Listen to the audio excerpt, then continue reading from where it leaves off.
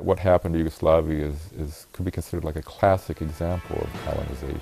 It's sort of in a new flavor, but it's still colonization. Rather than trying to colonize the unsettled areas of the world, I mean, why not just create a mess and then fix it?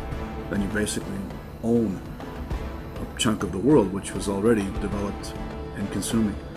They wanted a Yugoslavia whose rich natural resources would be at the disposal of multinational corporations, whose populations would work at subsistence wages, whose economy offered no competition with existing capitalist producers, only new investment opportunities. They wanted a Yugoslavia whose petroleum, engineering, mining, and automotive industries would be undone and deindustrialized.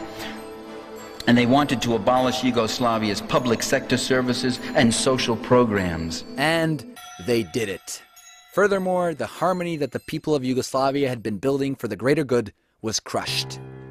It is a stereotype that the hatred between the population in Yugoslavia was always there. The South Slavs traveled together to arrive in these lands from the north and found their piece of heaven around the 6th century. Hatred was later manufactured by greater powers, who saw it appropriate to teach the Slavs how to be civilized and democratic.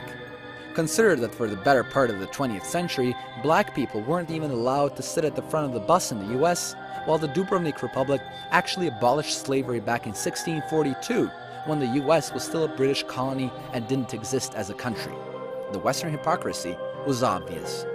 Why would a Croat really hate a Serb or a Serb hate a Muslim? Because of what someone somewhere did and who knows when? Because of what TV says? Hasn't history shown that these people were in fact able to live together? Or is this all irrelevant the moment someone starts arguing about who did what to whom how many times worse? Da to živiš neprekidno u nekoj mržnji?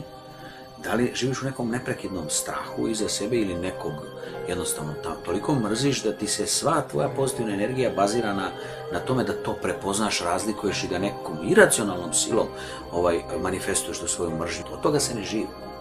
Od toga žive bolesnici. There is no such thing as biological hatred, that a certain group is predestined to hate another. Anyone who says any different has an agenda. Trust me. I know what you're gonna say. Boris, all you do is criticize without offering a solution. Well, for the solution, all you need to do is look at the stories of those who said no to this madness, who decide to act as human beings during inhuman times. Kad se čovjek makne ispod kišobrana kolektiviteta koji ga gura prema zlu, može biti plemenit i hrabar. Da su ljudi bili i da je bilo većina onih koji su razmišljali kao moj suprug, naravno da do rata ne bi došlo.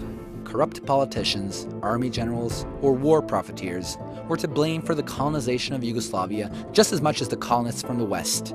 Nobody could have done this to us if we were not as weak as we are in defining ourselves and defending our own history. If we, as a nation, stand up, no one can keep us down. There is no cruise missile, there is no imperial power, there is no spying network, there is no media domination that can crush our people. Yugoslavs must become aware that their countries are Western colonies, victims of rampant and merciless globalization, bound by economic, social, and political chains. If they don't, the weight of chains will slowly get unbearable.